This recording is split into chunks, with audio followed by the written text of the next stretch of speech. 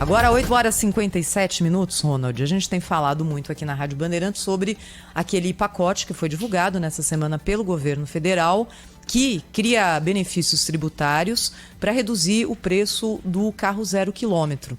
São alguns modelos, aqueles de entrada, e os benefícios variam também de acordo com a emissão de poluentes dos veículos, mas isso já está colocado no mercado e as montadoras e as concessionárias começam a trabalhar com essa nova realidade, na expectativa de que haja algum tipo de alavancagem no mercado, já que hoje 50% da capacidade produtiva das montadoras não está sendo utilizada. As fábricas trabalham só com metade da capacidade que tem.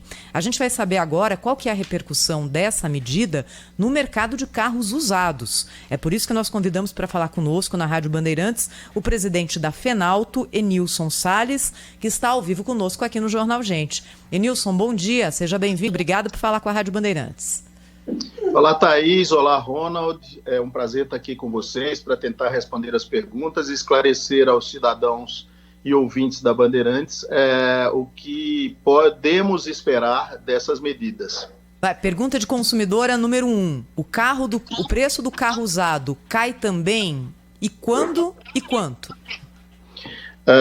A gente queria dar as respostas mais objetivas possíveis, mas como as medidas são muito complexas, a minha resposta tem pelo menos um viés parcialmente complexo, que é o seguinte: o veículo 0 quilômetro vai cair numa proporção que pode ser de 1,5% até 10,96%, quase 11%, tá certo? Para alguns tipos de modelos, temporariamente por 15 dias para o consumidor final, né?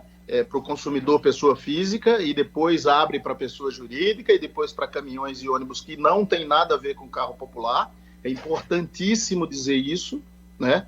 E a gente diria que as medidas são extremamente tímidas, são temporárias, porque, segundo os cálculos da Bright Consulting, que é uma empresa que suporta muito as montadoras e o próprio pessoal da Anfávia, esse desconto temporário ou essa desoneração fiscal vai durar no máximo 45 dias e vai impactar no volume de veículos vendidos no Brasil para 0 quilômetro em torno de 15 mil veículos. O que acontece com o usado?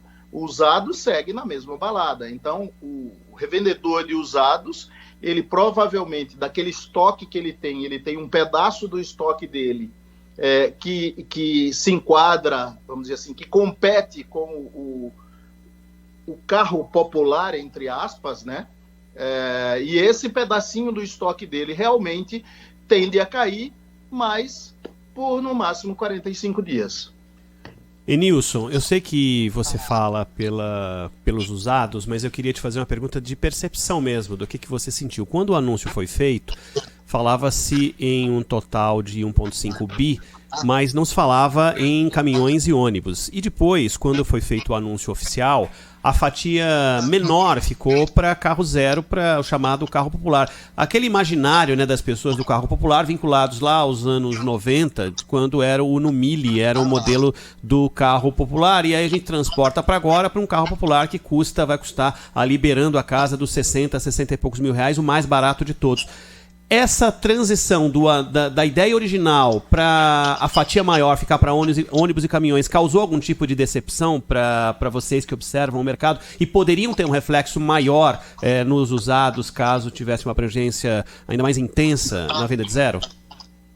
Causou uma frustração enorme no mercado. É importante dizer para vocês que não existe fábrica de carro usado.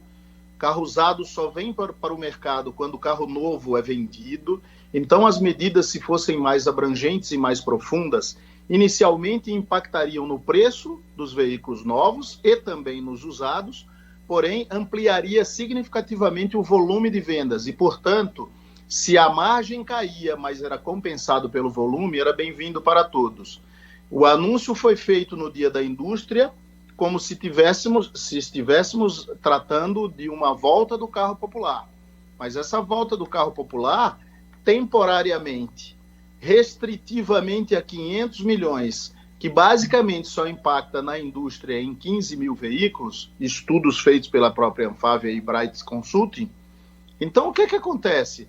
Eu costumo dizer que é o seguinte, você foi convidado para participar de um churrasco, que hoje é sábado, a gente pode falar disso. Que horas começa? Então, você foi convidado, mas você só pode participar por 15 minutos e só tem 50 gramas de carne para você. Ou seja, é marketing. Mas eu daria um jeito de aproveitar esses 15 minutos, viu? Mas lógico. Nilson, deixa eu te perguntar uma coisa. Quando houve o anúncio do Dia da Indústria, o governo simplesmente sinalizou que teria algum tipo de medida para beneficiar o mercado de carro zero, mas não colocou as regras na prática. Isso veio 10 dias depois. E aí, nesse período de 10 dias, é claro que quem tinha decisão de compra de carro zero ficou esperando. E aí o movimento nas concessionárias deixou de existir. Nas revendedoras de carros usados também houve esse reflexo? Não houve. Continuamos no mesmo ritmo. Para você ter uma ideia, o mês de maio, as medidas foram lá para o dia 20 e pouco de maio anunciadas e depois no dia 25 confirmadas, etc. Mas no mês de maio, nós fechamos o mês de maio com 22% acima do mês de abril. E num acumulado do ano, de janeiro a maio, o comércio de seminovos e usados está 16% em volume de vendas mais acelerado do que o mesmo período de janeiro a maio do ano passado. Então a gente continua na mesma balada. Por isso que eu digo para vocês, o impacto, se fosse uma medida mais abrangente, mais longa, né, seguramente impactaria, a princípio, nos preços, o que teoricamente seria ruim na margem, mas na realidade seria muito bom em termos de volume. O mercado retomaria, ganharia um fôlego, né? Mas na realidade foi muito frustrante, tanto para o pessoal de 0 quilômetro, imagino, quanto para a gente, porque a gente fica naquela mesma balada, muito embora o seminovo seja temporariamente ou parcialmente beneficiado nesses últimos anos, porque, na realidade, o veículo 0 quilômetro desapareceu das concessionárias, né? E desapareceu porque nós não temos carros que se coloquem dentro do preço que o consumidor consegue pagar. Então, o consumidor vai atrás do seminovo. Oi, Nilson. Nosso ouvinte Arlindo mandou uma mensagem para cá, fazendo uma ponderação, voltando lá, já que eu citei os anos 90, que um carro custava $7.000, algo do tipo. E hoje esse carro custaria, então, R$35 mil. Onde é que está o erro nessa história? Estava barato demais lá ou está mais caro aqui? Estava barato demais lá e tem um fator preponderante que é a renda da família brasileira já está comprometida com crédito muito mais do que naquela época e o brasileiro, na realidade, empobreceu. Isso a gente sabe. Então, esse é o descompasso. Tem uma outra coisa muito importante, que a medida mais importante que pode ser tomada pelo governo ou pela sociedade, não sei como é que a gente pode falar, para incentivar o consumo, seja de carro, seja de qualquer coisa, é a oferta de crédito. Porque crédito é quem suporta o consumo. E o que a gente está vendo nesse instante? A gente não tem crédito, não é só a taxa de juros que está alta e que talvez tenda a cair no segundo semestre, mas a gente não tem oferta de crédito. Por que não tem oferta de crédito? Porque a inadimplência está alta. Por que a inadimplência está alta? Porque as famílias não conseguem pagar suas dívidas. E é basicamente isso. E por que não pagam as dívidas? Porque estão endividadas e a sua capacidade de consumo foi reduzida. É simples assim.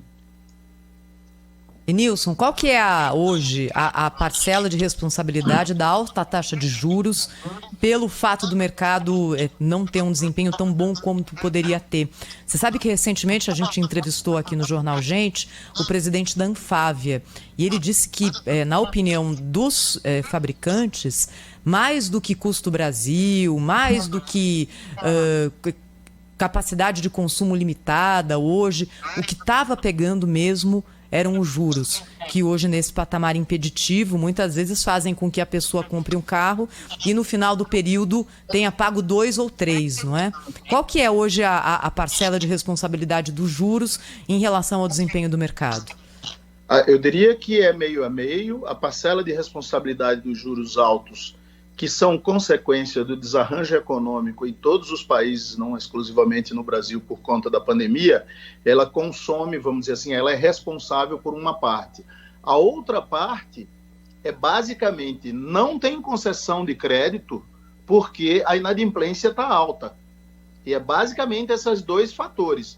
Não tem crédito e quando tem está com juro alto, o consumo arrefece. E na realidade o juro alto é para conter o consumo mesmo, né?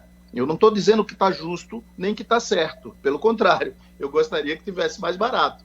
Mas o juro alto é proposital. O juro alto é para conter o consumo e contém o consumo, tá? Mas o outro lado, eu diria para você que a parcela maior é a falta de concessão de crédito. Não existe crédito nem para pessoa física, nem para pessoa jurídica em abundância ou na necessidade que a sociedade precisa.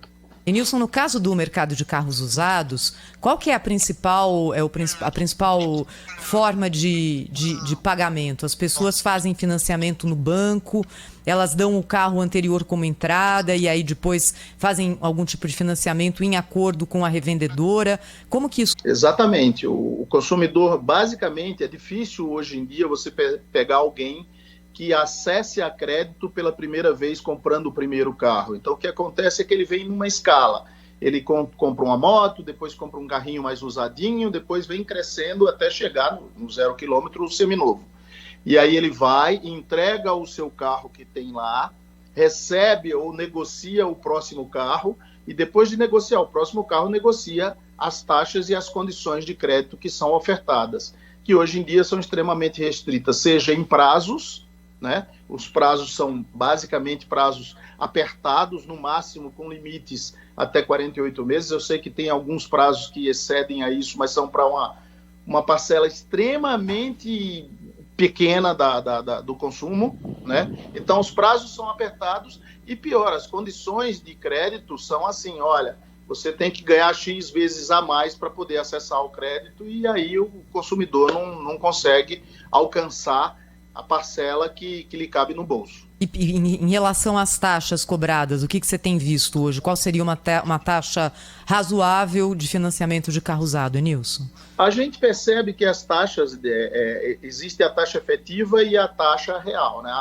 As taxas circulam, né, em torno de, vou chutar aqui, 20 ao ano, tá? Isso depende muito do ano do carro, depende muito do próprio consumidor, do perfil do consumidor. Mas ele vai pagar basicamente isso daí, né? Acontece que a taxa é alta, mas muito mais do que isso é que o banco não concede financiamento. Esse aqui é talvez a trava maior. Não tem elasticidade no score que os bancos usam para dizer assim, olha, eu vou avançar um pouco mais na capacidade de absorção de crédito pelo consumidor. Então, o que existe o consumidor quer comprar, tá? Existem veículos seminovos dentro do que ele considera como razoável para ele, mas não tem crédito. Oi, Nilson, então me explica uma equação que eu não consigo entender. Se teve um movimento de alta de 16%, pelo que você falou, com relação ao mesmo período do ano passado, qual é o perfil do cara que está chegando aí para comprar? Ele está chegando com dinheiro na mão, não tem crédito, o crédito está caro, as condições não são as mais... são, nesse momento, as mais hostis para quem está querendo trocar de carro. Por que aconteceu isso e qual é o perfil dessa pessoa que foi até a loja para trocar? Então, vou te responder diretamente, e isso é o que nos incomoda bastante.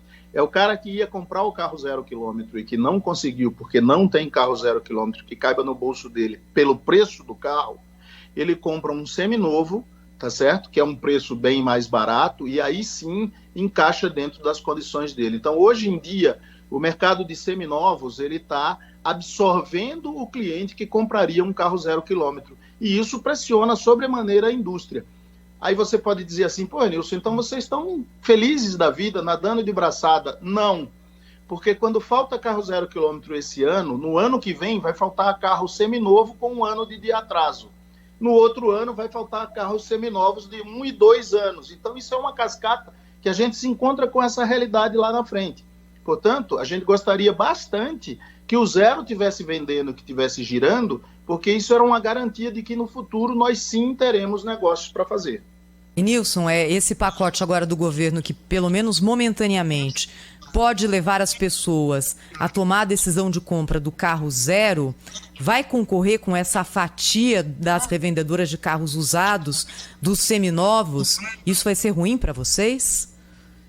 A primeira resposta é sim, vai concorrer por 45 dias, que é a capacidade. A segunda vai ser ruim para a gente em 45 dias e vai ser bom para a gente depois dos 45 dias.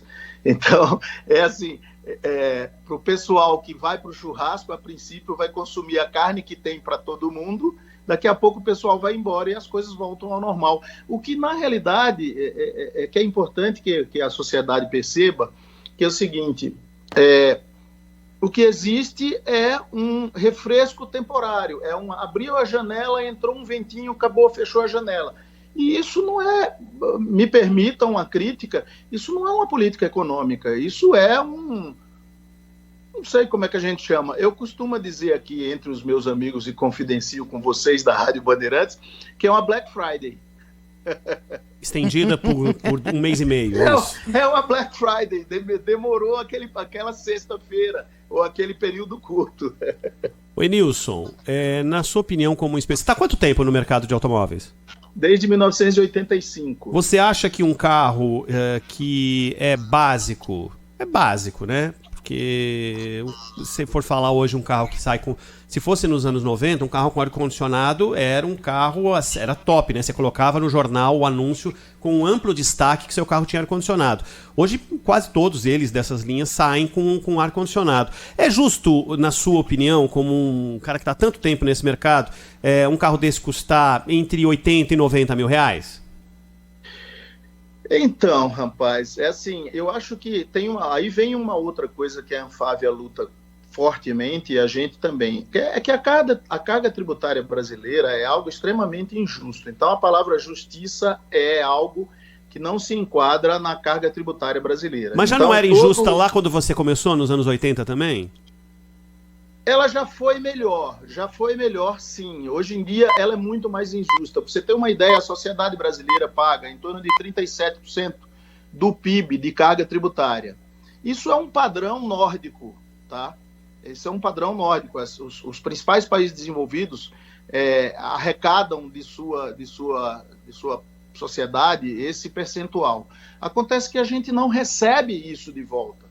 Então é assim, quando você paga 37%, mas você não recebe os 37%, porque isso é usado para carregar nas costas a máquina pesada dos governos, e eu não estou querendo entrar em nenhum tema político, historicamente o Brasil tem um governo inchado, independente de partido, independente de tendências. Então o que acontece? A população paga muito mais caro por coisas que lá fora é muito mais barato. Você vai nos Estados Unidos ou na Europa, você vai ver o preço de um carro já é muito menor, e se você comparar o preço do carro com a capacidade de compra do cidadão, fica muito absurda a distância. Então é basicamente isso. O que é justo? É justo cobrar os 37 e entregar os 37 de volta. O que não é justo é cobrar os 37 e ficar suportando um elefante nas costas do cidadão. E Nilson, a gente sempre tem os perfis dos carros mais vendidos no Brasil que são divulgados pela Anfávia, né, que representa os fabricantes de veículos, e a gente viu uma mudança no perfil dos carros mais consumidos e mais desejados. Saíram aqueles populares entre aspas, como você já falou tantas vezes. Um carro de 70, 80 mil é popular aonde, cara pálida, né? Enfim, mas dos carros mais baratos de entrada, e aí hoje o mercado é mais dominado pelas chamadas SUVs. No mercado de usados, esse é o mesmo perfil ou tem algum tipo de diferença? Não, no mercado de usados, o campeão, historicamente, e com uma larga vantagem, é o Gol, da Volkswagen, até porque ele começou a ser fabricado em 80, e carro usado não tem, vamos dizer assim, não tem início, né? Ele começou e não acaba mais, então o Golzinho que fica trocando de mão, né? Então os populares, na realidade, são bem mais, vamos dizer assim, comercializados. Agora, tem um ponto importante, é que as picapes começaram a crescer bastante depois da pandemia, aquelas picapezinhas pequenininhas, né? Vamos lá, as Saveiro da Volkswagen, Fiat Strada da Fiat, Oroch da Renault, enfim, sem querer fazer propaganda de ninguém, mas são aqueles carros que são mais procurados, né, porque a Montana da Chevrolet, né, que são carros pequenininhos e que servem muito para o que o brasileiro aprendeu a fazer, que é trabalhar na economia informal e ser um pequeno empresário.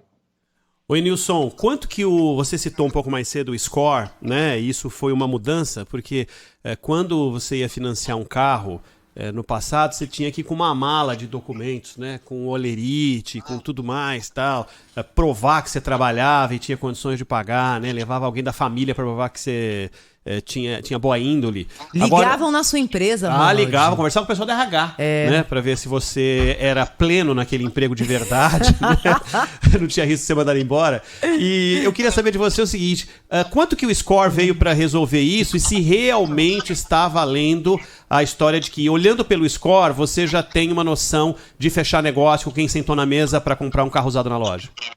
O score já está valendo, sim. Os bancos refinaram bastante essa técnica de escolher melhor os seus clientes, tá? Para o lado dos bancos favoreceu bastante, porque eles foram muito mais seletivos e conseguiram, vamos dizer assim, cirurgicamente o cliente que lhe interessa, né? E é importante aqui, não é nenhuma crítica aos bancos, que assim, o banco está lá para fazer negócio, ganhar dinheiro, o profissional que está lá dentro do banco, ele ganha o bônus pelo negócio que ele faz, então ele quer fazer negócio, né? As condições ambientais é que não nos ajudam bastante nesse instante.